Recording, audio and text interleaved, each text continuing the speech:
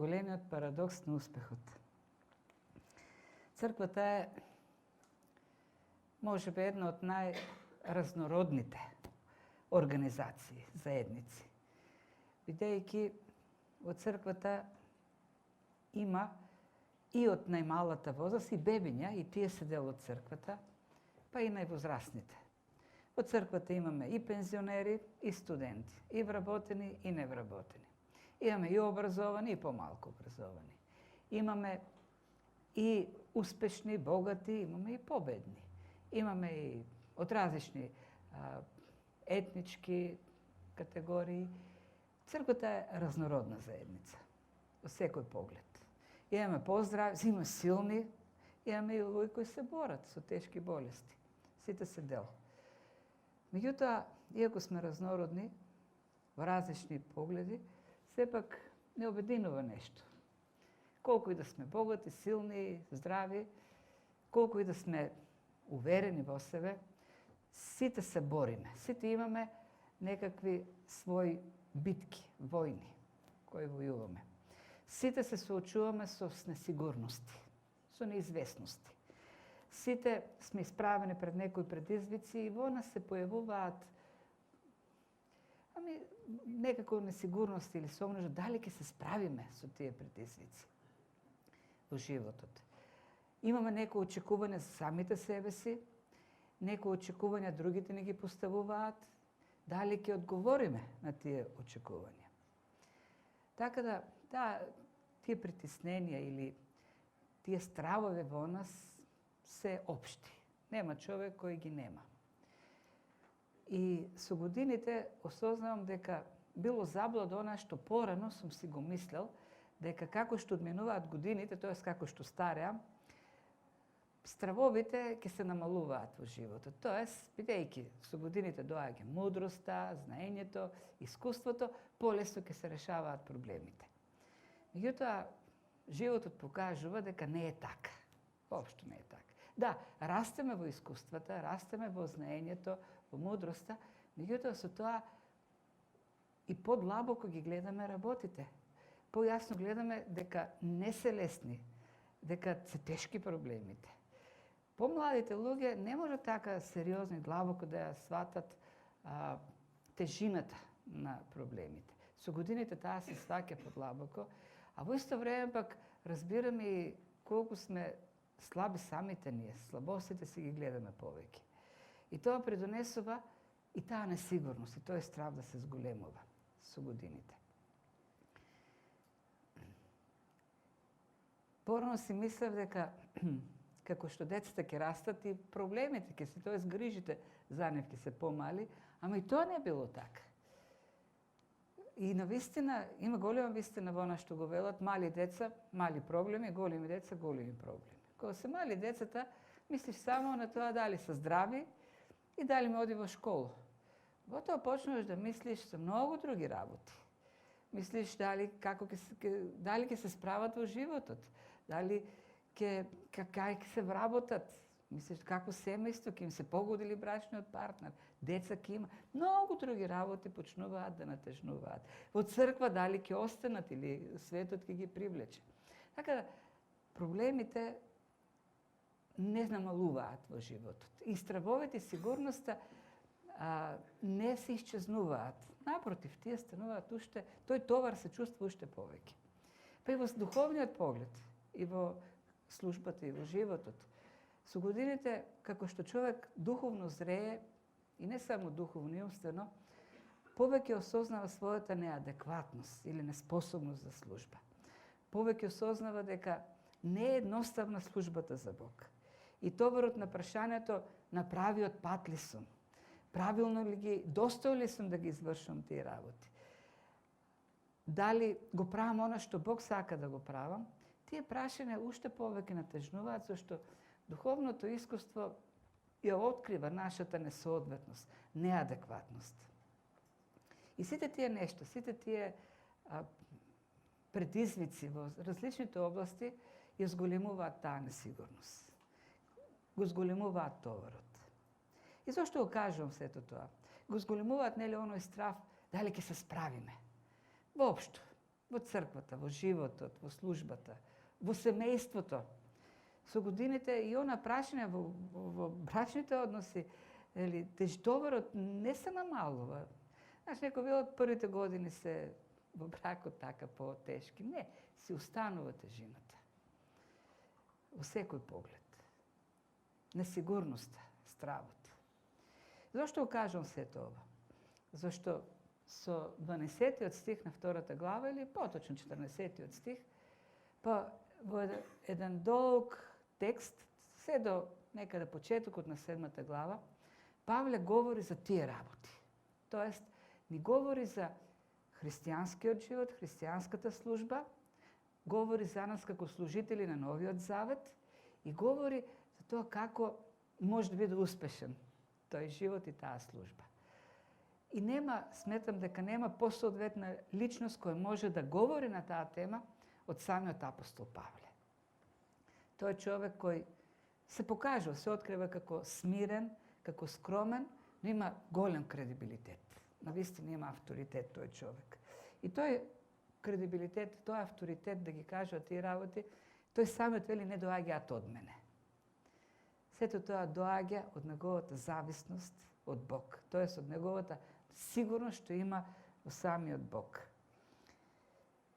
И тој пишувајќи за сите тие работи, за сите предизвици, за христијанската служба, во еден момент ќе видиме подоцна во 16-тиот стих на крајот, поставува едно прашање: кој е способен за ова?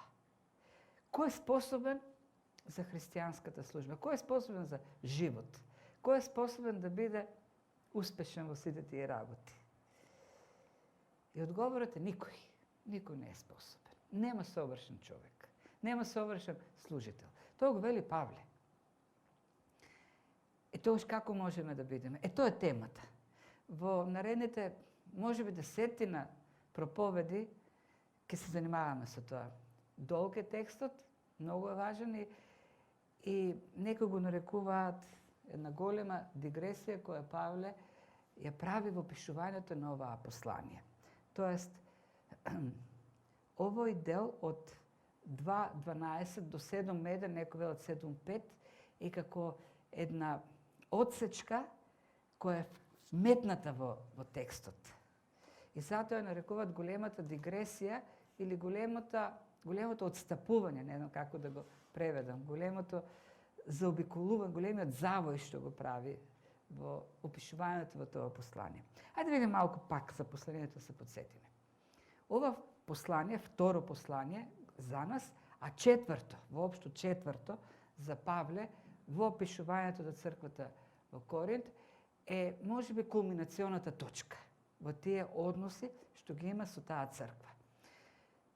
До тој момент, до моментот на пишувањето на посланието, тој 7 години е во некаква комуникација со црквата во Коринт. И тие 7 години се исполнети со постојани предизвици за неговиот апостолски авторитет, за неговата личност, за неговото учење. Во тие 7 години гледаме дека е напаѓен неговиот авторитет, дури неговата личност, напаѓа неговиот изглед, дури физичкиот изглед, како говори, како проповеда, многу напади. Црквата во Коринт, тоа е единствената грчка црква во Новиот Завет, нема друга. Тоа е единствената црква која Павле основал во Грција. И тоа е црква на која тој посветил, според тоа што го гледаме во новозаветните книги, најмногу внимание, најмногу време. Има напишано до тој момент 3 посланија. Нема друга црква до која тој пишувал толку многу. Вкупно 4 посланија. До тој момент остварил 2 посети од таа црква. Тој е духовниот татко на таа црква. Тој е основателот на таа црква. И сепак, тоа е црквата која нанела најмногу болка во срцето на апостол Павле. Не можеме да видиме во други посланија тој така да се изразува како што се изразува во посланието и во двете посланија до коринтијаните. Така да ако си мислиме ние дека си имаме мака со грците, Павле имал уште поголема мака. И затоа ова четврто послание или второ наше послание е така е така напишано. Значи, пред некоја недела еден брат ми рече, ова послание како да не е дел од канонот. Посебно е. Многу е лично и да, на места е депресивно, на места има горчлив вкус, на места е мачно, тешко за читање, на места е и триумфално. И тоа е така, зашто е таков моментот во кој што пишува Павле. Такви се неколку годишните односи со таа црква во Коринт. И е најличното послание. Во тоа послание Павле најмногу се отвара себе си. И затоа некои го нарекуваат теологија завиткана или спакувана во автобиографија. Тој си дава некаква автобиографија на својата служба, а во сето тоа пренесува и учење, пренесува и теологија. Во поголемиот дел, и тоа го видовме во првата и половината од втората глава, Павле се заштитува себе си од нападите. Во поголемиот дел од досегашниот текст, тој се бранеше дека не е лажго, дека не ги измамил во ветувањата. Но овдека во овој дел, веќе од 12-тиот стих, се случува тој пресврт во посланието, кој продолжува до 7-та глава, свртување во темата или дигресија. Еден германски лутерански теолог Бенгел, Јоханес Бенгел, тој живее едно поколение после Лутер. Го нарекува нобелисима дигресија или благородната дигресија, што ја прави Павле. Зошто благородната дигресија? Зошто во овој дел, во оваа одсечка, можеме да го најдеме најважниот, според Гумина, текст за христијанскиот живот и христијанската служба. Што е христијански живот или што сме ние во служењето, во новозаветното служење за Бог? Ние како новозаветни служители на Бог. И текстот е многу силен, бидејќи пишуван во мигови на болка на апостол Павле. И овдека всушност може да видиме еден успех, еден триумф во болката. Во моментите кога се чувствуваме слаби, немокни, недостојни, безполезни, апостол Павле пишува за една голема победа. И затоа некои го нарекуваат парадоксалниот триумф, тоест парадоксалноста на успехот. Успех во неуспехот. Успех во нашата недостојност, во нашата несоодветност, неадекватност, недоволност да бидеме Божи служители. Ајде да видим како тоа Павле, или сето тоа го опишува. Има една точка на притисок, акупунктурна точка, после која избликува таа дигресија. Во тој притисок или таа точка е 12-тиот и 13-тиот стих. Значи, тоа е на третото мисионерско патување. Сите негови патувања почнуваат од Мала Азија, од Антиохија во Мала Азија. Во моментот е во Троада. Троада е градот кој го наследува древниот Троја град. Троада е значаен град. Во Троада на второто патување Павле го добива видението да отиде во Македонија. Во Троада му се појавува македонец и му вели дојди во Македонија. И сега на третото патување е повторно во Троада. За служењето во Троада, на тоа патување, повеќе може да прочитаме во делата 20 глава од 6 до 12 стих. Тој таму е 7 дена во Троада. И овдека ни пишува зошто оди во Троада. Нормално оди за да го проповеда Евангелието Христово. Тоа е првата и основната задача. Тоа е животот на Павле. Павле е проповедник, Павле е евангелизатор. Тој само оди натаму и гледа да најде можност да каже за Христос. И ако му се укаже таква можност, не ја пропушта. Тој ќе збори. Втората негова цел, намера да оди во Троада е да се сретне со Тит. Тој сака таму да оди, зашто сака да го најде Тит. Тит во тоа време е во Коринт. Тоест, пред да отиде во Троада, додека уште е во Ефес, во Азија, Павле го праќа тет со писмо до Коринт. Тоа писмо ние го немаме, тоа е третото послание. Напишено е многу остро, во кое што има многу укор до црквата, во кое што има многу задачи им поставува, што треба да ги извршат. И Павле очекува очекува да се врати тет со одговор. Дали коринтијаните се поправиле, дали го смениле својот однос према Павле, дали ќе се подобри нивниот однос. Тоа е една од мислите што ги има во главата. И сега, во поглед на првата задача, пишува дека му се отвориле широки врати да го проповеда Евангелието. Вратата му беше отворена за таа работа. Кога ќе кажеш дека му била отворена вратата, тоа значи дека тој имал можност на плоштадите, на секаде, пред многу луѓе да говори. Тоа од широко отворена врата значи дека на многу луѓе може да каже за Христос. И ако се одиме во делата на апостолите 20 глава, од 6 стих, таму опишам детално последниот ден. Останал само голема врата, широко отворена врата, но само една недела останал во Троада. И опишаме последниот ден, недела пред заминување, кога имало служба. И тој проповедал цел ден до оцна до ноќта. До касно во ноќта има таму опишан случај, некој младо момче со името Ефтих седел на прозорецот, ама бидејќи било доцна, заспал, длабоко заспал, паднал од прозорецот, од третиот спрат и момчето загинало. И тогаш Павле оди, го прегрнува и детето воскреснува. И Павле продолжува и пише дека проповедал до сабајлето, до зори. И потоа има брод за Македонија и со бродот тргнува за Македонија. Тоа што го прави Павле во овој момент не е типично за него. Наистина не е типично за него. Вели и сега продолжува понатаму, духот мој немаше спокој. Овие зборови, така кај нас во нашиот превод не звучат многу страшно, меѓутоа, ако влеземе малку во терминологијата, тој буквално сака да каже има голема тревога, неспокојство.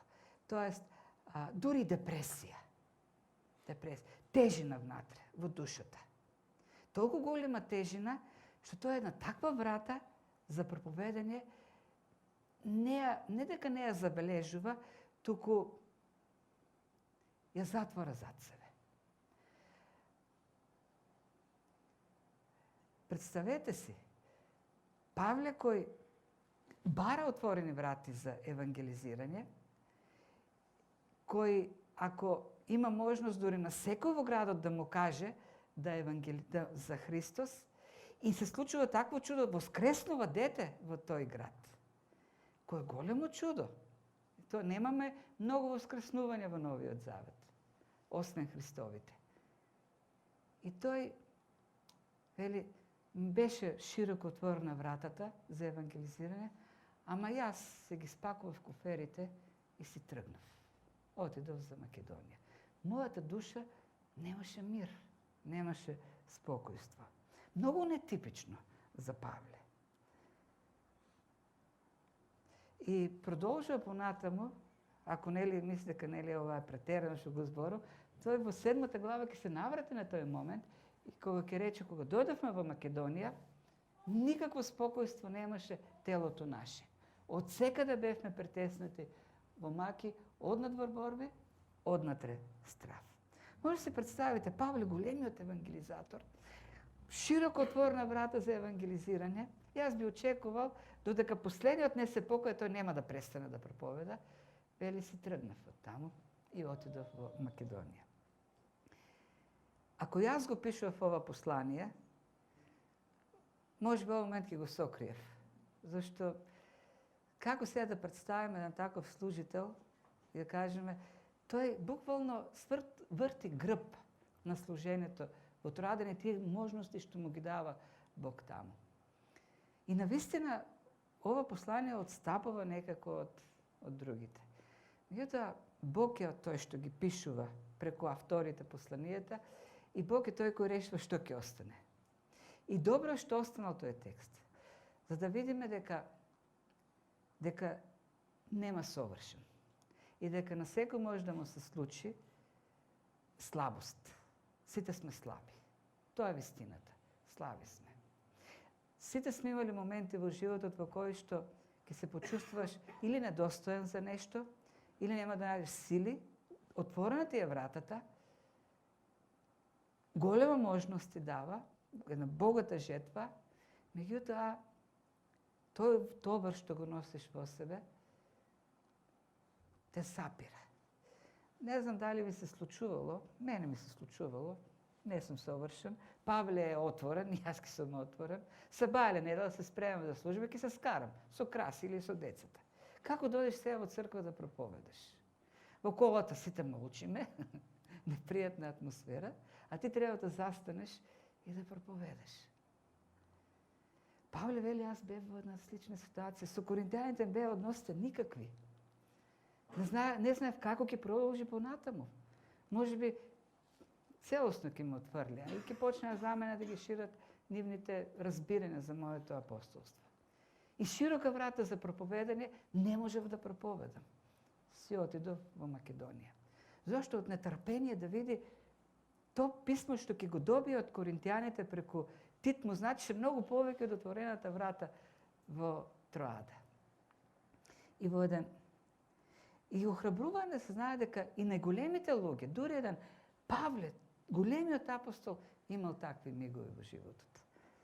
И во таков момент, точно во таков миг, веднаш во 14 е таа големата дигресија што ја прави. Во еден таков миг тој една благодарност искажува, едно големо свртување. И вели, но да му благодариме на Бога кој секогаш ни дава победа во Исус Христос. Секогаш. Во еден таков момент кога гледаме пораз во неговиот живот, тој е буквално поразен. Поразен од товарот кој го носи за да не може да служи во Троада. И во еден таков момент вели, секогаш имаме победа во Исус Христос. Имаме победа, вели, секогаш. Додека трепериме, вели Павле, Бог се изработува некаква победа. Во Божото царство нема порази, само победи. И овдека ќе го продолжиме тоа, три насоки некако дава во следните стихови, зошто е благодарен, вели, постојано е благодарен, секогаш ни дава победа во Исус Христос и на секое место преку нас го пројавува мирисот на спознанието на самиот Него. Но, ајде прво само 14 стих да го видиме. Вели, секогаш.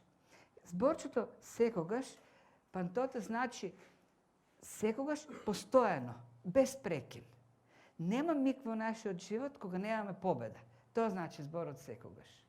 Победата не е само во моментите кога сме силни, победата не е кога некои околности добри ќе ни се совпаднат. Зборчето секогаш значи секоја секунда, секоја минута. Постојано, без прекин, ние имаме победа во Христос. Нашите животи како христијани всушност се една така триумфална церемонија или триумфална процесија во Христос. Зошто? Ќе видиме малку понатаму, зашто самиот Павле знае дека тој со своите способности, колку и да се слаби или колку и да се така супериорни, ништо не може да направи за Бог. Ние ништо не правиме за Бог. Бог прави преку нас нешто за Божјото дело. И бидејќи знае дека не тој прави нешто за Бог, туку Бог прави преку него нешто за Божјото дело, тој е сигурен дека секогаш, дури оние моменти кога изгледаат така неуспешни, дури кога изгледа секако да е пораз, и во таквите моменти Бог прави нешто големо или прави победа. И затоа Павле вели, јас му благодарам. Да му благодариме сите на Бога. Зашто секогаш, во секоја ситуација имаме победа. Може би во нашиот живот некои нешто изгледаат како пораз, но од Божја перспектива и во тие нешта Бог пак води до победа. не знаеме како, Бог знае како. Второто нешто за кое што тој е благодарен е тој мирис, вели, или тоа влијание кој ние го имаме, наоколу во Христос, бидејќи Христос е во нас. Тоест, преку нас го пројавува мирисот на спознанието на самиот Него. И ние сме благопријатен мирис Христов. Што значи тоа? Во секоја ситуација, секаде, на секое место, независно од тоа ние како се чувствуваме, вели Павле, ние сме Христов мирис за спознавање на Бог. Се овдека Павле користи една сцена од тие славни, гламурозни, римски, триумфални паради. Биле нешто многу големо, како кога генералите се враќале од нека голема победа и влегувале така свечено во Рим, се организирале паради во нивна чест. Тито е далеко во времето кога Тито беше популарен и се организираа такви кои ќе отидеше некаде, ама сега се прави нешто друго, кога Вардар победи или победува во Лигата на шампионите, се од аеродромот па до плоштадот се организираат такви, нели, дочици. Во тоа време такви паради се организирале по повод или во чест на победите на генералите. И генералите оделе најнапред, задни војниците, неговата армија, а дел од поборките били и победените или поразените или заробените војници и заробените генерали, па дури и кралеви, ако имало такви заробени. И според таа илустрација што Павле ја дава, Христос освоил победа за нас. Тоа е оне што оди напред. А ние сме во неговата армија. Победата веќе е, зошто ние сме благодарни? Зошто победата веќе е освоена од Христос. И ние сме само дел од неговата армија, која парадираме со него за освоената победа. И понатаму користи една друг дел од тие паради, заедно со војниците, генералите, оделе покрај и свештеници, пагански римски свештеници, кои носеле садови со мирис. И тие садови потоа ги пренесувале на крајот на церемонијата на боговите како благодарност што им подариле победа. И тие садови ширеле убава миризба. Зборот овдека мирис е парфем, убав мирис, убава арома. Таа миризба се ширела наоколу, меѓутоа, за војниците кои се враќале после неколку месечни битки дома кај семејствата, бил пријатен мирис, што значило радост, награди, живот. Меѓутоа, за заробените војници, за заробените генерали, тој мирис бил непријатен, зашто знаеле дека на крајот на парадата ќе бидат екзекутирани, ќе бидат убиени или претворени во робови. И Павле сега според таа аналогија овдека што ја користи, вели, ние кои го имаме Христос во нас, насекаде, во секој момент сме арома за Христос, за познавањето на Бог. На секое место. И пак да се подсетиме, Павле го пишува ова во моменти кога тој самиот се чувствува несоодветен за служба. Секогаш насекаде ние, ако го имаме Христос, сме арома за Христос. И сега, самата илустрација за арома, за миризба, исто така многу силна, зашто миризбата не може да се сокрие. Може многу нешто да се сокриеме, а миризбата не можеме да ја сокриеме. Не треба нешто посебно да правиме, ако сме така добро напарфемирани, доволно се појавиме. Исто е и кога се јада лук. Не мора да збори човек, ќе се осети. Но тоа е убаво за здравјето. Немам тука некои така намери. Илустрацијата е важна. И Павле користи оваа илустрација за христијаните. Ако го имаме ние Христос во нас, Христовото присуство ќе се види во средината. Имаме ние влијание. Сакали или не, ние влијаеме на таа средина околу нас. И ако не повеќе, Павле вели дека ние сме на Бог благопријатен мирис. А потоа вели и на останатите. Тоа значи дека Бог не намирисува. Ако никој не забележи, Бог не забележува. Бог го намирисува, го чувствува Христовиот мирис во нас и му е пријатен. Тоест, нели, во Стариот Завет се пренесуваше темјан како принос во храмот и тој темјан се издигаше и доаѓаше во Божјото светилиште и така делуваше, нели, му годеше на Бог. Ние му годиме со тој Христов мирис што го шириме околу нас. Сега, на тој мирис или на тоа влијание, на тоа Христово присуство во нас, луѓето реагираат различно. Некои ќе го видат нашиот живот, нашето верување и ќе кажат на крајот: и јас сакам да имам таков живот. И јас сакам да го имам Христос во себе. И јас сакам да имам неговата арома. Ќе поверуваат и ќе бидат спасени. Меѓутоа има луѓе кои кажат: глупаци. Глупаво. Ова што ми го зборате е за глупави луѓе. Не сакам таков живот. Светот е поинаков. Светот цени нешто поинакво. За таквите, вели Павле, како и во тие таму паради, таквиот мирис е мирис за смрт или за погубување. Иако мирисот е во секој случај пријатен, пријатна аромата. За некои не изгледа пријатна. И за таквите сме мирис, нели, за смрт. И сега, во секој случај, ние шириме влијание. Какво и да е тоа влијание. И сега Павле поставува пак нешто не е. Последниот слайд не ми е со анимации. Ама не е ова последно, имаме... И ова не е. Е ова. Да.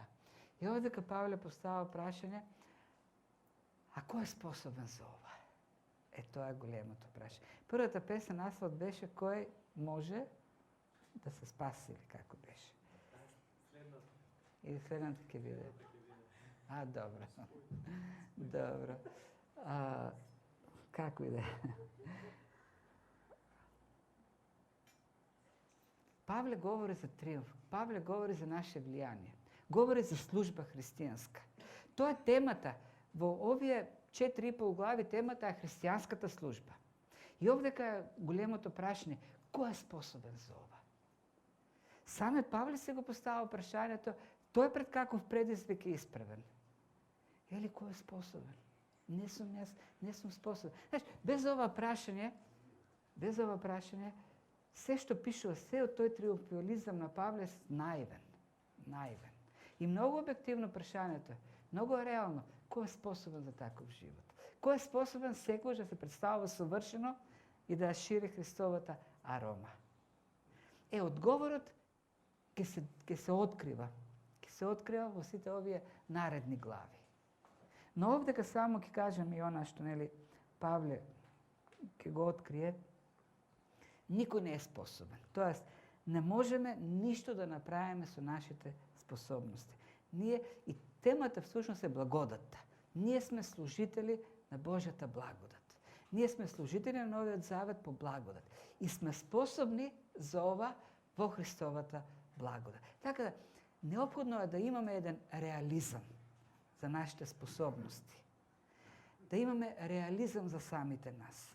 Успешниот христијански живот, оној живот што Павле го има, успех, се должи на неговиот реализам. Тој знае дека не е способен. Тој не се фали со своите способности. Тој знае дека во се зависи од Бог. И на крајот, тоа е првото нешто. Благодарност, објективност за себе. Не сум способен. Само преку Бог можам сите тие работи да ги правам. И на крајот говори за едно искрено.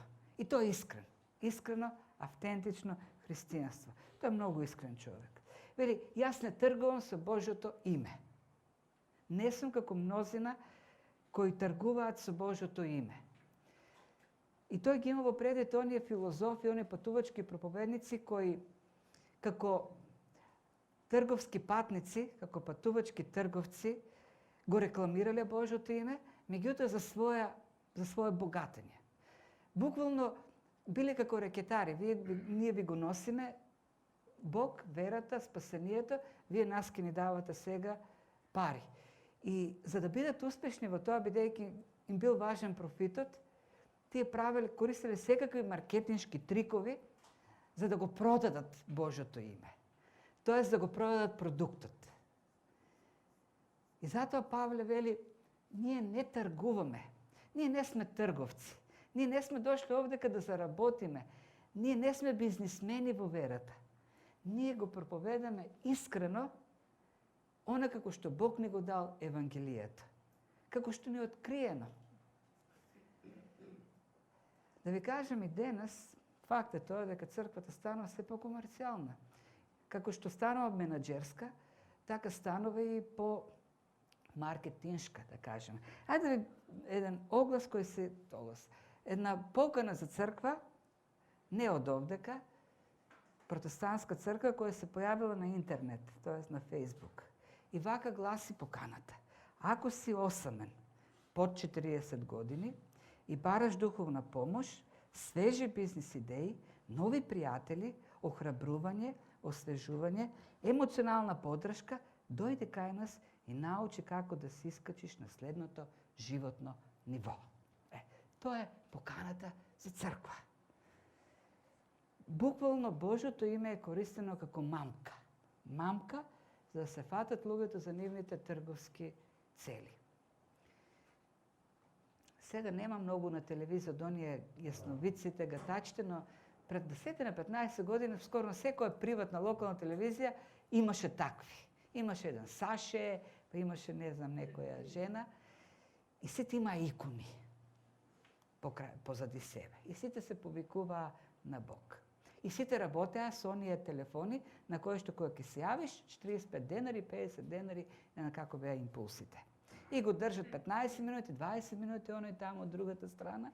И така, нели, тргуваа со Божјото име. Павле говори овдека за една честност, една искреност. Ние го проповедаме Евангелието. Неговиот успех во христијанското служење се должи на неговата искреност.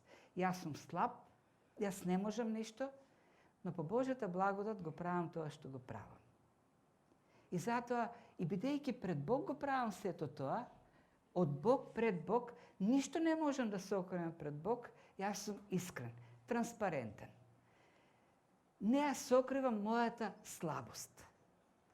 Зашто пред Бог јас не можам да ја сокрием мојата слабост. Кој може пред Бог да ја сокрие својата слабост?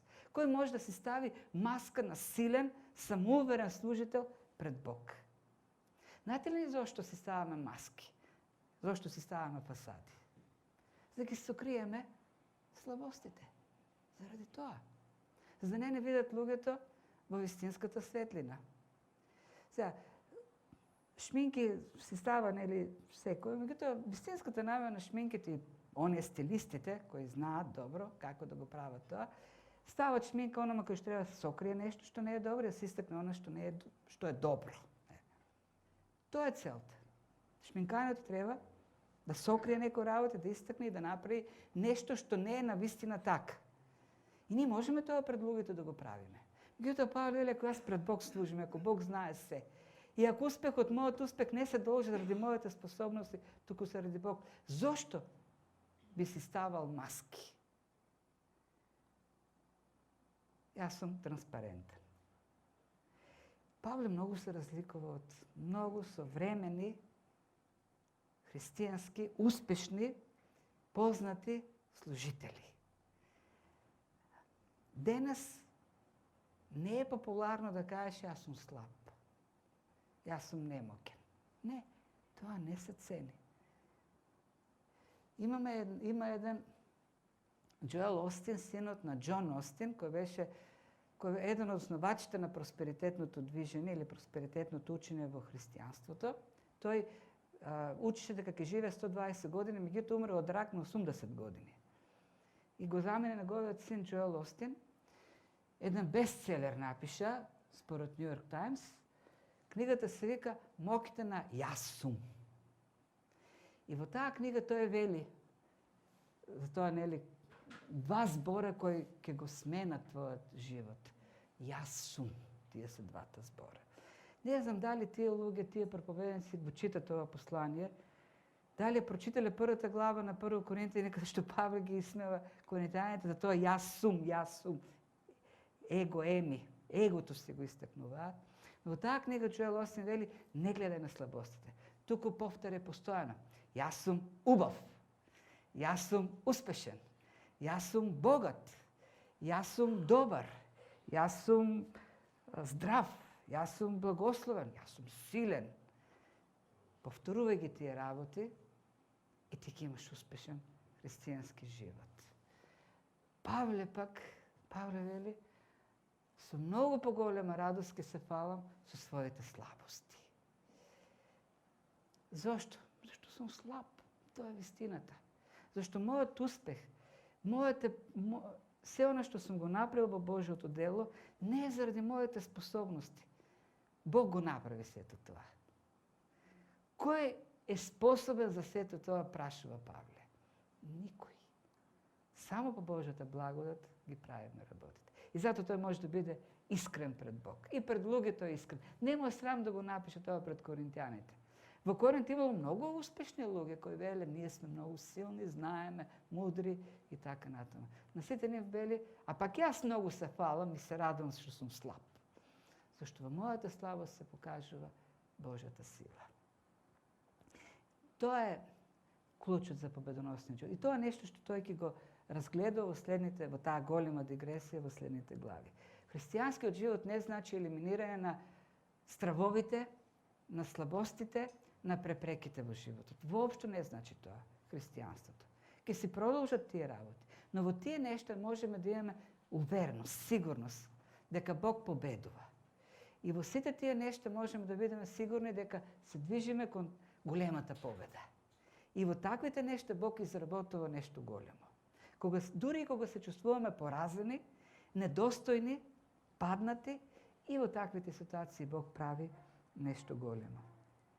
Дури во фрустрациите Бог шири пријатна миризба за него. За некој ќе биде за спасение, за други ќе биде за смрт. Но во секој случај менува. Сето тоа ги менува нештата, го менува светот. Тоа е оно што Павле го пишува во овие стихови како вовед за таа долга серија која ќе продолжи во наредните изучувања. Но тоа е основното. Благодарност, свесност за реалноста. Ние сме слаби, недостојни, не сме способни. Но увереност во транспарентноста, во искреноста дека Бог прави големи работи. Да, транспарентноста не прави ранливи, ги открива нашите слабости, но тоа е единствениот начин да се покаже Христовата сила. И затоа Павле се фали со слабостите. Ако ги криеме слабостите, нема начин како да се појави Божјата сила. Во искреноста Бог работи. И тоа како Павле го истакнува како една тајна за неговиот успешен христијански живот.